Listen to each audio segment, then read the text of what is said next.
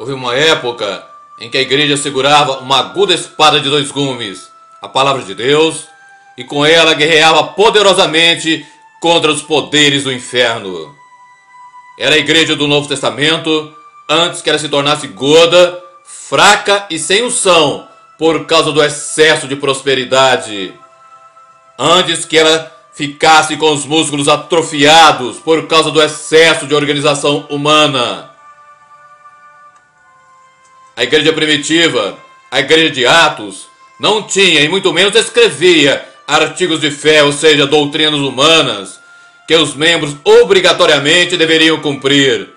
Ela vivia unicamente pela fé no seu Senhor.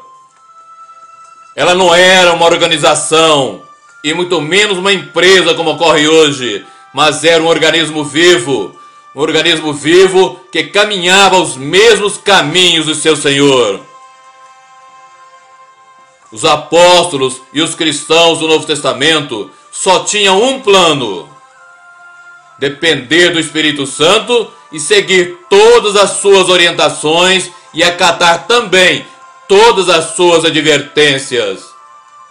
E por isso, eles suportaram e venceram a todas as crises, oposições e perseguições que ocorreram. Os líderes nunca negligenciavam e nem abandonavam a oração e a palavra, como vemos em Atos capítulo 6, versículo 4, que diz o seguinte: mas nós perseveraremos na oração e no ministério da palavra. Os apóstolos tinham a convicção de que a oração e o ministério da palavra eram a ocupação máxima de todo dirigente cristão. Basta lermos o livro de Atos que observaremos as inúmeras referências à oração. Os apóstolos eram um exemplo de vida que deviam ser imitados, pois eles mesmos imitavam a Cristo. A primeira carta aos Coríntios, capítulo 11, versículo 1, nos diz o seguinte: é Paulo falando: sede meus imitadores, como também eu sou de Cristo. Os cristãos do Novo Testamento não faziam concessões ao pecado, não tinham alianças com o mundo e muito menos se casavam com ele.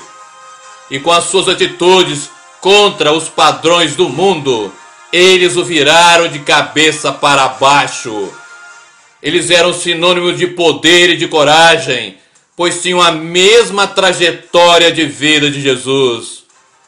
E assim, eles entendiam e viviam o que as Sagradas Escrituras dizem quando afirmam que o reino de Deus não é comida nem bebida, mas justiça, paz e alegria no Espírito Santo, pois os seus valores eram espirituais e não materiais, como nós vemos agora na grande maioria das igrejas que se dizem cristãs. A igreja de Atos cumpria literalmente a função da igreja, fazendo todas as coisas para a glória de Deus, como nos ensina a primeira carta de Paulo aos Coríntios, capítulo 10, versículo 31.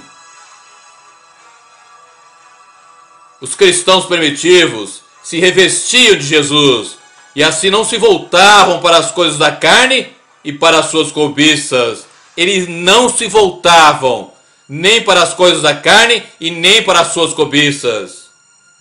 Eles perseveravam no verdadeiro evangelho de Jesus. Eles perseveravam na comunhão, na oração. Eles viviam um profundo temor a Deus e viviam de forma simples, íntegra e santa. Hoje, o nosso modo de viver é profundamente incompatível com o que afirmamos ser.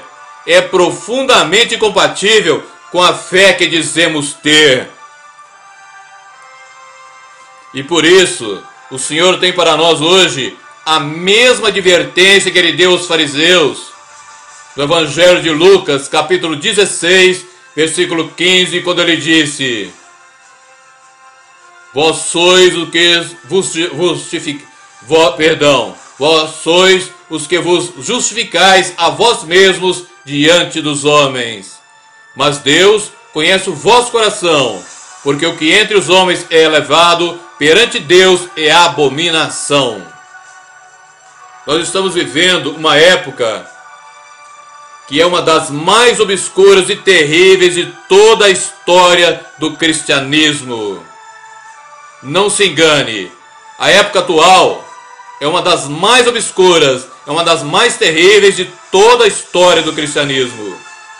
É uma época muito parecida com o período final da chamada Idade das Trevas, antes da Reforma Protestante de 1517, quando Martinho Lutero afixou as suas 95 teses na porta da igreja de Wittenberg. Antes da Reforma, a igreja estava mergulhada numa profunda decadência espiritual e voltada somente para as riquezas materiais. Havia uma promiscuidade, uma imoralidade, uma iniquidade impressionante. E na realidade, a igreja estava vivendo um profundo adultério com o mundo, com o pecado e seus prazeres. Ela tinha o nome de Igreja de Cristo, mas na verdade ela servia a Satanás e ao seu império. E naquela época, raríssimos eram os verdadeiros homens de Deus. Raríssimos eram os profetas do Altíssimo Deus. Naquele período sombrio e maligno, pouquíssimos eram aqueles que enxergavam a verdadeira situação da igreja e o que era necessário acontecer para que ela voltasse a ter vida como tinha a igreja do Novo Testamento.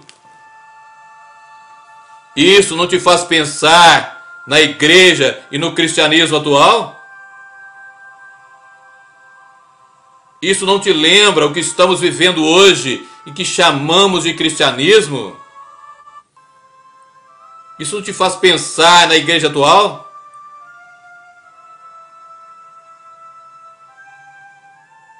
Naquela época, foi necessária uma intervenção pessoal de Deus com a reforma protestante por causa da imensa iniquidade reinante em todos os níveis da igreja e, consequentemente, também entre os cristãos. Hoje, da mesma maneira, se faz necessária uma profunda reforma espiritual, um profundo avivamento espiritual em toda a igreja cristã. Um avivamento, uma reforma dirigida dos céus. E hoje, o peso, a responsabilidade sobre nós é ainda maior do que no período anterior à reforma de 1517. Pois a reforma protestante já ocorreu há mais ou menos 500 anos, quando o Senhor abriu os nossos olhos espirituais para retornarmos às origens da sua mensagem e da sua palavra. Porém, nós voltamos a fechá-los e nos voltamos para nós mesmos e para os bens dessa terra. O Senhor abriu os nossos olhos e nós os fechamos novamente. Você já parou para pensar e confrontar o atual cristianismo à luz das Sagradas Escrituras, à luz do verdadeiro Evangelho de Jesus, à luz da mensagem da cruz?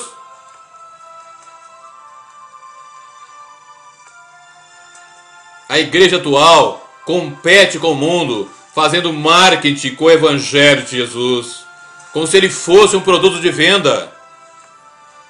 E para vender bem o seu produto, a igreja atual dilui o Evangelho, oferecendo o que é agradável ao homem.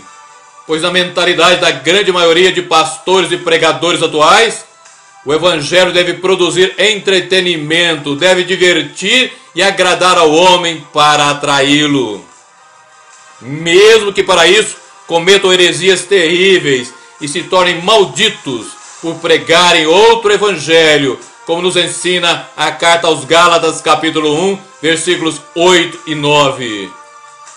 Porém, o escândalo da cruz, a mensagem do Evangelho de Jesus, permanece o mesmo, imutável. e ele não pode nem nunca será objeto de compra e venda. Ele é inegociável e eterno. O cristão de hoje tem um coração tão endurecido que nem as promessas de Deus e nem as suas ameaças o incomodam.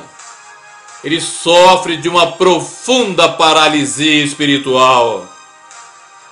Nem as ameaças de Deus o incomodam. E eu pergunto então, onde será que a nossa falta de interesse, que o nosso descaso e desprezo para com a verdade de Deus irá nos levar? Nós não estamos diante da face de Deus. Nós não caminhamos com a sua presença. Nós não nos conformamos a Cristo. Não somos semelhantes a Ele. Mas somos muito parecidos com os escribas e fariseus. Nós não buscamos o reino de Deus e a sua justiça em primeiro lugar. Nós não temos fome de Deus. Nós não temos sede de Deus. O cristianismo atual, a igreja moderna, não é um organismo vivo que vive segundo o coração do Pai. E hoje, um número impressionante de igrejas se apoiam e têm toda a sua estrutura espiritual sustentada por movimentos, por revelações que focalizam e que se baseiam essencialmente no homem e no seu caráter, e não unicamente em Jesus Cristo. Deixaram de ser igrejas cristãs para serem igrejas cujo fundamento é o homem. E a palavra de Deus nos dá uma séria advertência contra isto. Primeira carta de Paulo aos Coríntios, capítulo 3, versículo 11. Porque ninguém pode pôr outro fundamento além do que já está posto, o qual é Jesus Cristo. E denominações inteiras têm se desviado do caminho cristão original, tão bem definido e vivido pelos apóstolos e pela igreja de Atos.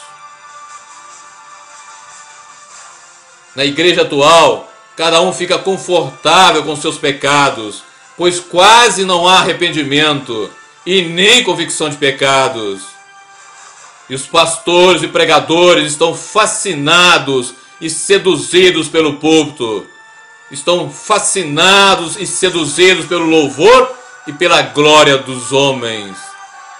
Estão contaminados pelo orgulho, pela soberba e creem que são mais do que vasos de barro e creem que são mais do que pó. A cobiça da carne, a cobiça dos olhos, a soberba da vida tem dirigido os atuais planos e projetos da maioria das igrejas de hoje. Infelizmente. E os cristãos hoje, em sua grande maioria, estão fascinados, encantados e seduzidos pela beleza do pecado. Estão maravilhados com o que o dinheiro pode adquirir.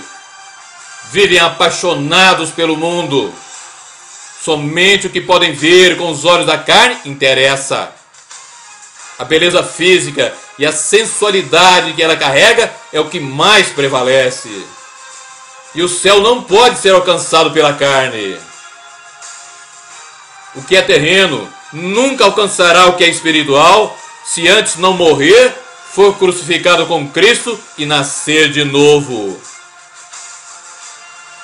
Se alguém quiser viver a glória da ressurreição, tem que primeiro passar pela paixão e morte na cruz de Cristo. Atualmente, as conversas, os assuntos dos cristãos, em muito pouco diferem das conversas e assuntos dos pecadores e dos ímpios. Na realidade, há muito mais semelhanças do que diferenças. Eles adoram falar sobre os assuntos e coisas inúteis, sobre jogos, adoram falar mal dos outros, fazer mexericos e até contar histórias torpes e obscenas. E o Evangelho de Mateus, capítulo 12, do versículo 34 ao 37. E o Evangelho de Marcos, capítulo 7, do versículo 20 ao 23, nos advertem contra isso. Em ambos os textos, é o próprio Jesus falando. Mateus 12, do 34 ao 37, diz: Raça de víboras, como podeis vós dizer boas coisas sendo maus? Pois do que há em abundância no coração, disso fala a boca. O homem bom tira boas coisas do seu bom tesouro, e o homem mau do seu mau tesouro tira coisas más. Mas eu vos digo que de toda palavra ociosa que os homens disserem, hão de dar conta no dia do juízo. Porque por tuas palavras serás justificado, e por tuas palavras serás condenado. Marcos capítulo 7, do versículo 20 ao 23. E dizia: o que sai do homem, isso é o que contamina o homem.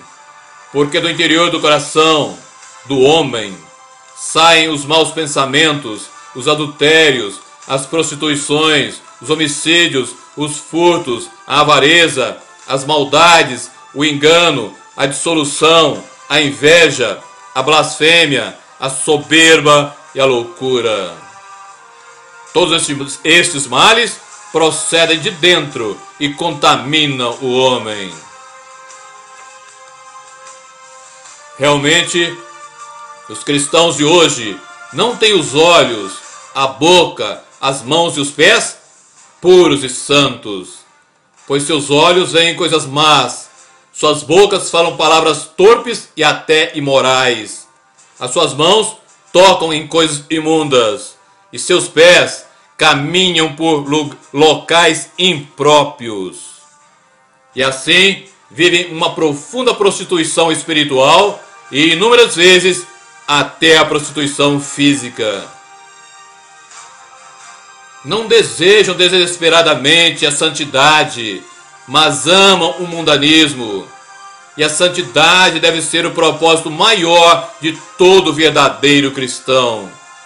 E sem santidade, ninguém verá o Senhor, como afirma a carta aos Hebreus, capítulo 12, versículo 14. E hoje, por mais triste que seja, a verdade é que é a moral de uma sociedade pervertida e ímpia é que tem prevalecido no meio cristão e até dentro da maioria das igrejas. E a nossa condenação é porque sabemos como o Senhor quer que vivamos e não vivemos. Somos incapazes de viver como a palavra de Deus, como ela nos ordena, mas somos tremendamente eficazes e abundantes em nossas desculpas.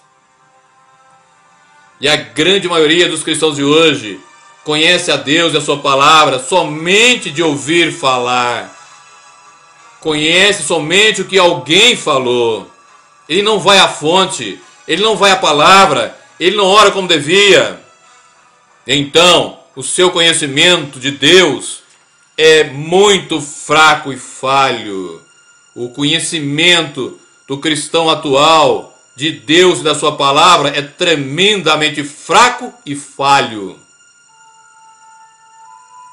E eu novamente pergunto: como pode alguém que se diz filho de Deus não o conhecer e ser realmente seu filho?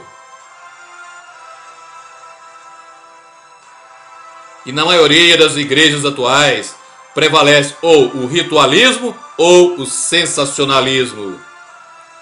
Onde o ritualismo prevalece, as pessoas saem vazias da mesma forma que entraram. E onde o sensacionalismo impera, a irritação aumenta e as pessoas permanecem vazias da mesma forma. Raríssimas são as igrejas onde a viva palavra do Deus vivo e verdadeiro é ministrada na unção do Espírito Santo. E é somente nestas que as pessoas saem realmente alimentadas. Um ímpio, há alguns anos, escreveu o seguinte: preste atenção nisso. A igreja está morrendo sob os seus próprios pés. E se isso é verdade, o que parece realmente ser, a razão é que a igreja não está vivendo de joelhos. A igreja atual é uma igreja que não ora. E no Evangelho de Lucas, capítulo 18, versículos 1 ao 8, o Senhor nos dá um mandamento sobre o dever de orar sempre e nunca desfalecer. E na primeira carta aos Tessalonicenses, capítulo 5, versículo 17, o apóstolo Paulo reafirma o que Jesus já havia ordenado, dizendo: orai sem cessar. Um outro incrédulo disse o seguinte, novamente preste muita atenção nisso: se Deus não julgar o pecado do Brasil e de várias outras nações que se dizem cristãs, ele terá que pedir desculpas a Sodoma e Gomorra. Realmente são palavras terríveis e assustadoras, porém são absolutamente verdadeiras. A nossa escala de valores necessita passar urgentemente por uma mudança radical. Precisamos julgar a nós mesmos antes de comparecermos diante do tribunal de Deus para sermos julgados. É preciso que façamos isso antes de sermos julgados no tribunal de Deus. E que ninguém se engane. A vida de qualquer verdadeiro cristão é uma batalha contínua. Somente uma visão errada e distorcida do que é uma vida santificada é que faz alguém crer que a vida cristã verdadeira é um viver tranquilo nessa terra. A vida mais santificada que já houve foi a de Jesus. E a sua vida foi tranquila? Aquele que prega a filosofia da estrada fácil para o verdadeiro cristão se acomodou ao mundo ou não conhece a palavra de Deus, ou as duas coisas. Ou se acomodou ao mundo, ou não conhece a palavra de Deus, ou as duas coisas.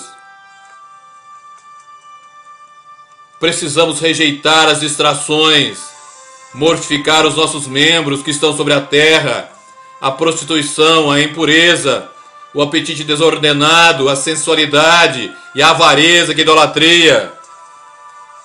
Precisamos mortificar também o orgulho, a soberba, a autopiedade, o egoísmo e todos os sentimentos semelhantes e nos encher todos os dias com o Espírito Santo, como nos ensina a carta aos Efésios, capítulo 5, versículo 18. Só assim será possível cumprir o nosso soberano chamado como a igreja do Deus vivo.